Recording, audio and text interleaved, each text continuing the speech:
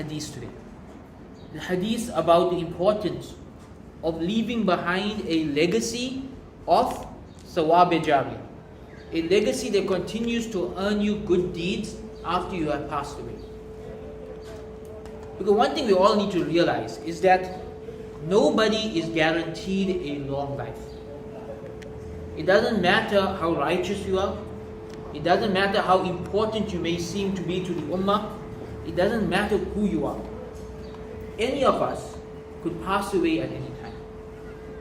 What matters is that we live lives that are pleasing to Allah subhanahu wa ta'ala and that will continue to earn us reward after we have passed away. I want us to look at a few examples of this in our history. And these examples are mainly to show you that no matter how important someone is, they're not guaranteed a long life. Example number one, Imam An-Nawawi rahimahullah. We all know the name Imam An-Nawawi, one of the greatest scholars of all time. We all benefit from his works. The 40 hadiths, the Riyadus Salihin, his commentary on Sahih Muslim, some of the greatest works ever written in the history of this ummah. But did you know that Imam An-Nawawi passed away at the age of 44 or 45 from an illness that just happened suddenly? He was a young person who had dedicated his life to studying and teaching Islam, and he was so dedicated to studying and teaching Islam, he actually never got married. Imam An-Nawawi never got married, he never had any children, he never had a family life. His focus was on writing Islamic books, and at a young age he passed away. And it's really a miracle that so many of his books have reached us, when you think about what a young age he had left this world. Going back a few hundred years before that, the year 99 AH, Umar ibn Abdul Aziz rahimahullah comes into power. The most pious and the most important and the greatest of the Tabi'een to ever hold the position of Khilafah. You would think if any Khalifa from that generation would live a long time and rule for a long time, it would be Umar ibn Abdul Aziz. But no. 2.5 years later, in the year 101 AH, Umar ibn Abdul Aziz passes away at the age of 37. 37. In those 2 years, he left behind an amazing legacy that we continue to benefit from right until today. Just to give you one example of what he did in those 2 years. He called some of the leading hadith scholars of his time and he told them hadiths need to be compiled into books so that they can be preserved. And so he gave this project to some of the leading hadith scholars of his time and they began to write hadith books. And this project went on for 200 years. For 200 years the project of writing hadith went on. Until 200 years later, we have Sahih al-Bukhari and Sahih Muslim. And so until today, anyone who benefits from hadith, the reward can go back to Umar ibn Abdul Aziz. He was Khalifa for 2 years. He lived for only 37 years. But this is his legacy. Go back even further. 2 years before the Hijrah, a group of youngsters come from what we call Medina to Makkah. And they meet the Prophet Muhammad sallallahu alaihi wasallam. They're a small group, like less than a dozen. And they accept Islam. And they tell the Prophet sallallahu alaihi wasallam, send somebody to our land to teach us about Islam. So the Prophet sallallahu alaihi wasallam chooses a young man by the name of Mus'ab ibn Umair. And inshallah we'll do a full khutbah about him another day. He chooses this young man to go to Yathrib, which we call Medina, to teach the people about Islam. Mus'ab ibn Umair arrives in Yathrib. He starts doing da'wah to the people, teaching them the Quran, teaching them the message of the Prophet ﷺ. Within a few days, the leaders of the tribes convert to Islam at his hand. The next year, they come back for Hajj with a huge group. And they call the Prophet ﷺ to come and live in Medina. And the Hijrah, the beginning of our calendar, the turning of the tide of Islam, began with that moment. 2 years later, the Battle of Uhud, Mus'ab ibn Umair is martyred at the age of, well, there's difference of opinion, but it seems to be 30. Age of 30. Mus'ab ibn Umair is literally responsible for the spread of Islam to Medina. Think about that. He died at the age of 30 before the glory of Islam was ever seen. Decades later, like 20 or 30 years later, Sahaba would be living in comfort in Damascus, in Egypt, in all these other parts of the world, living a life of luxury. And they would think of Mus'ab ibn Umair and they would cry. They would say, he did the work and we benefiting from it. So why do I bring up these examples? Very simple point. If a Sahabi like Mus'ab ibn Umair was not guaranteed more than 30 years of life, if a Khalifa like Umar ibn Abdul Aziz was not guaranteed more than 37 years of life, if a scholar like An-Nawawi was not guaranteed more than 45 years of life, why do we feel that we are entitled to a long life? Reality is, anyone can leave this world at any time. What matters is what do you spend your life doing. And there are three things that all of us can do, or we can all do at least one of these three things that will benefit us in this world and the next, and will continue to pile up our good deeds after we have left this world. And those are the three categories mentioned in this hadith. Sadaqah Jariyah, knowledge that continues to benefit people, and righteous children that pray for you. Allah subhanahu wa ta'ala has divided His rizq amongst us in different ways. Some people have been blessed with wealth. Some people have been blessed with knowledge. Some people have been blessed with righteous children or grandchildren. Some people have been blessed with 2 out of 3 or all 3 even. But whatever blessing Allah has given you, our attitude should be, how can we turn this blessing into a source of sawab jariyah? You see, many of us, we apply this mindset when it comes to business. How can I turn my money into more money? How can I invest my money in a way that's going to make more money? So if I just put a little bit aside every month, it can grow over time. But what if we take the exact same mindset and apply it to the akhirah? What if I put a little bit of money into sadaqah jariyah every month? So I'm piling up my sources of sadaqah jariyah. What if I put a little bit of time every day into teaching people about Islam? So I'm building up my sources of knowledge that continues to benefit people. What if I make time every day to teach my children or my nephews and nieces or my grandchildren or whoever it is, to teach them about the religion so that they become my investment? You see, each of us can do this. Each of us can invest in something. Whether it's the next generation, whether it is sadaqah jariyah, or whether it is knowledge. We need to start thinking about investing in the afterlife. And there's a hadith that teaches us to do this. The Prophet ﷺ, once when they gave some of their wealth in charity, one of the Sahaba commented that all of it is gone now except for the small amount. And the Prophet ﷺ said, no, all of that remains on your scale of good deeds. The small amount we kept with us is what's going to be gone. So this is the investment mindset. That if you put money into Islamic work, it's not gone, it's invested in your akhirah.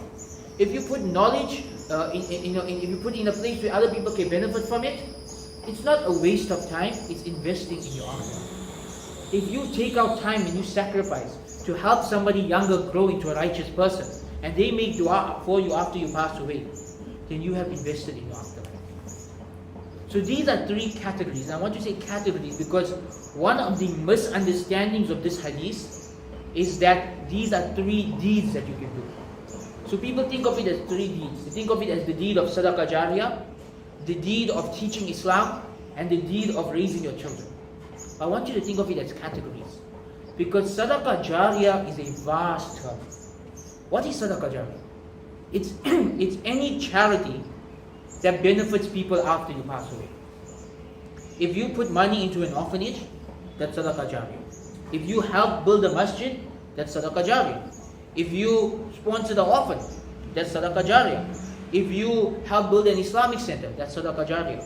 If you saw a poor person who is battling and you gave them capital to start a business and they were able to sustain themselves, that becomes sadaqah jariyah as well. Any good deed you do, where the benefits continue and continue to outlast you, becomes a source of sadaqah jariyah. So don't limit your thinking. Don't think in limited terms of who can I give sadaqah to. Think in broad terms. How many projects can I benefit? It's the same with knowledge. Again, when we think about knowledge that benefits people, we think, oh, that's only for the ulama. We think, oh, that's only for those who are giving lectures. It's only those who are teaching the deen. It's for all of us. If you distribute books to people, that's knowledge that benefits them. If you organize a lecture, that's knowledge that benefits people. If you open a bookstore, that's knowledge that benefits people. If you open a library, that's knowledge that benefits people. If you just teach the children in your neighborhood the little bit that you know, that's knowledge that benefits people. If you do da'wah to the non-Muslims in your community and they end up converting to Islam, that's knowledge that benefits people. Again, it's a broad term. Don't limit it. All of us have some knowledge that we can use to benefit people, so we can continue to pile on our good deeds after we pass away. Even if you do da'wah to one person, and that person converts to Islam, and that person becomes a righteous individual, and that person gets married, and that person has righteous children, and they have righteous children, all of those people's good deeds are also on your scale. That is knowledge that benefits people, and how it continues to benefit us long after we have passed away. And the last category is the one that we restrict the most. Very often people translate it as a righteous son that makes dua for you. It's a righteous child that makes dua for you. Not even necessarily your biological child.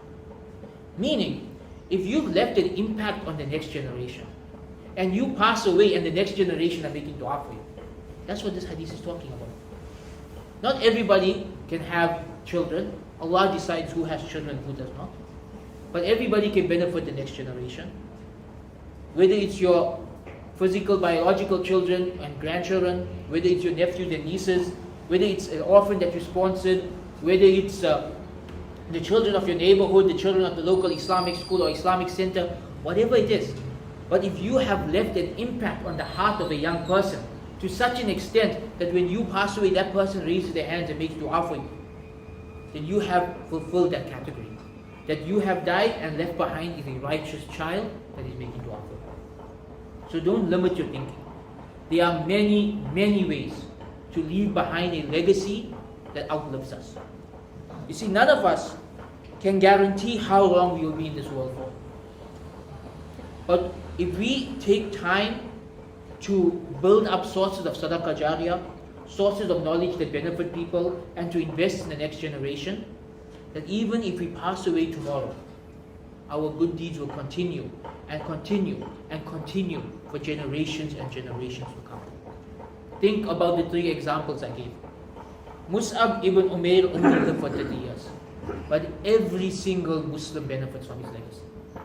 He was the reason Medina converted to Islam and became the safe place for the Prophet ﷺ to make hijrah to. Umar bin Abdul Aziz was a Khalifa for 2 years, but we all benefit from his legacy and role model until today. Imam An-Nawawi only lived for 45 years, but we still benefit from his books right today. And every house has at least one book authored by Imam An-Nawawi. So it doesn't matter how long you live for. All that matters is that we spend our time doing things that will benefit us after we have passed away. And so we ask Allah subhanahu wa ta'ala to make us from the people of Iman, to make us from those who die in a state that He's pleased with us, and to make us from those whose good deeds are accepted and continue to benefit humanity long after we have passed on. Subhana Rabbil Izzati Amma Yasifun, wa salamun ala mursaleen, walhamdulillahi rabbil alamin.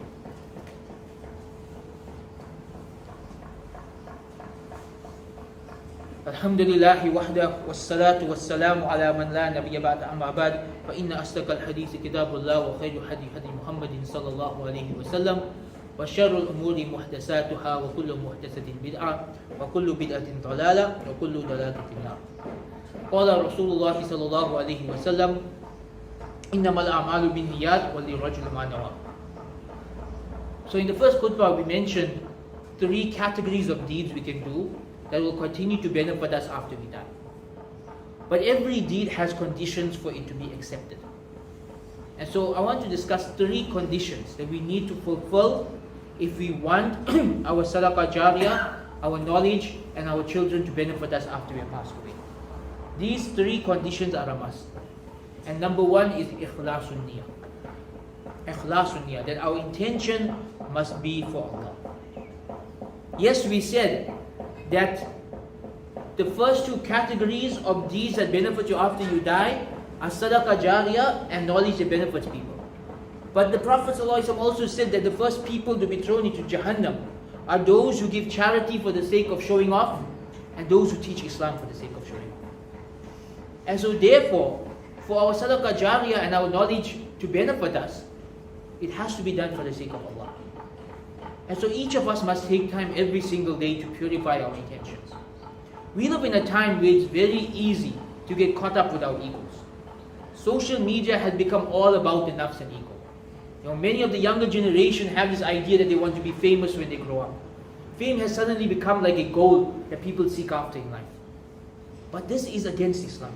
It is not befitting a believer to seek after fame. It's never something a believer should ever seek after. Whatever we do for Allah. If you are treating patients as a doctor, you do it for the sake of Allah. If you are helping people with their mental health issues as a psychiatrist, you do it for the sake of Allah. If you're doing charity or humanitarian work, you do it for the sake of Allah. Especially if you're teaching Allah's deen, you do it for the sake of Allah. If our intentions are wrong, there is no reward. There is no reward. And listen to this, if you had to give a lecture that benefits 1 million people, but you did it for the sake of becoming famous in front of those 1 million people, there's no reward. So the intention comes first. Let us purify our intention every single day. Let us not get caught up in this modern culture of seeking likes and seeking subscribers and seeking fame and wanting to be in the spotlight all the time. Let us instead do what we do for Allah. Let us live for Allah, let us die for Allah, let our legacy after we die be for Allah. Ikhlasun niyyah is everything. It is the very foundation of our religion. Ikhlasun niyyah is so important that Imam Ash-Shafi said it is 2/3 of knowledge. It is 2/3 of knowledge. Meaning, 1/3 is what you actually do. The other 2/3 of getting any reward is that it's for Allah's sake. So let us purify our intentions every single day. The second thing we need to do to ensure that our legacy continues and it benefits people after we pass away is that whatever we do it with ihsan. What does ihsan mean? It means you do it to the best of your abilities. You see, sometimes we may have a bad habit that when we are doing something for our dunya, we do it to the best of our abilities. For example, if you're building a home for your family, you want to build them the best home. You're buying a car, you want to buy the best car. But at the same time, when it comes to our Islamic work, we look for shortcuts. We don't think about, okay, let's have the best quality lecture. Let's have the best quality curriculum. Let's have the best teachers. Let's have the best. We don't think about that very often. Often we think, but let's just get it done and over with. We don't give it our best. And if we don't give it our best, it's not going to last. If somebody writes a mediocre book that doesn't really benefit people, it's not going to be a source of a reward for them after they pass away because no one's reading it. Right? If somebody builds an Islamic center that's not run properly, and so nobody shows up for the lectures, it's not going to be a source of reward for them after they pass away because no one's showing up. If somebody mismanages, for example, a masjid, and the masjid ends up closing down or alienating the youth or chasing people away from Islam, that person's not going to get a reward for that. You're going to get reward when you do things with ihsan. You're going to get reward when you do things to the best of your ability. Because that's when it actually becomes beneficial. A lecture done with ihsan is going to benefit people. A organization run with ihsan is going to benefit people. A resource produced with ihsan is going to benefit people. And because it's the best of the best, that benefit could last for centuries.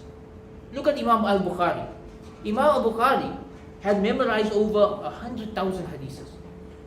He could have written very long hadith books. But he spent his life refining his list until he got down to about 6,000 to 9,000 narrations that he felt were the strongest. And those were the narrations he put into his main book that we call the Sahih. You see, he didn't just focus on compiling, he focused on ihsan, on doing the best possible job. Such a good job that right until today, 1,100 years later, nobody's done a better job. Nobody's done a better job in the past 1,100 years than Imam Bukhari did, because of the level of ihsan he put into writing that book. And that's the level of ihsan we should aim at in all of our projects. That we do it to the absolute best of our ability. And the final thing that we need to keep in mind, for anything that you are doing for the sake of Allah, anything you are doing that's going to benefit people after you pass away, anything you're doing for this ummah, is to have sabr. Again, we live in a generation of instant gratification. We want things now. People put out their first podcast and they want 1 million listeners on the first day. People put up their first YouTube video and they're angry 100,000 people never watch it. So people write their first book and they're angry that only 100 people bought it. We're impatient. We're impatient. We want things, to happen immediately. People want the instant khilafat, they want instant world peace, they want everything on the spot. That's not how this world works. That's never how this world worked. The Prophet ﷺ took 20 years to establish Makkah and Medina into what they were. 20 years of sabr, 20 years of hard work, 20 years of ikhlas, 20 years of doing the work and being patient with the difficulties. Many of us don't have the patience to spend 20 years on a project. I have seen so many people start good projects and give up within the first year because they don't see the response that they want. If you don't have sabr, you will not see the fruits of your project. If you have sabr, even if you pass away mid-project and other people continue it after your time, it will still benefit people. If you do it in a way where you are patient with the result. I mean, again, if you look at the examples I gave earlier today, Umar bin Abdul Aziz, he simply started the process of compilation of hadith. It took 200 years for that project to complete. It's not something where people say, we've been doing this for 50 years, let's just give up. No, the next generation continued, until they got it, refined. And then, in Musab ibn Umair with Medina, he didn't, when he passed away, people didn't say, we've lost Musab and, what we're going to do now. Even Musab himself on the battlefield, the rumor had reached him that the Prophet ﷺ had passed away. Now what did he say? He said he's only a prophet. Prophets have passed away before him. We're still going to continue fighting. We're still going to continue doing our da'wah. And he died there in the battlefield. Perhaps he didn't even know the Prophet ﷺ was still alive. Because it was during that moment when the rumor was spreading. That sabr that is required. And Musab ibn Umair's whole life is a story of sabr. Inshallah, we'll do a separate khutbah on that. But this is something that's necessary. If you start a project for the sake of Allah, you have to see it through with sabr. That means spending 5, 10, 20 years on a project. Sometimes it means spending your whole life on one project. That's fine. Because if it's for the sake of Allah, it will not go unrewarded. But you are not going to get results within a month or within a year. That's just wishful thinking. And that's not how the world works.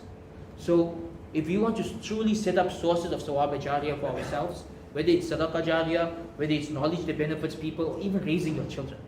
Raising your children takes sabr. To make them righteous people takes a lot of sabr. It's a 20-year process. It's not something that happens overnight. In all of these things, we have to do it with ikhlas, do it with ihsan, and be committed to the long term.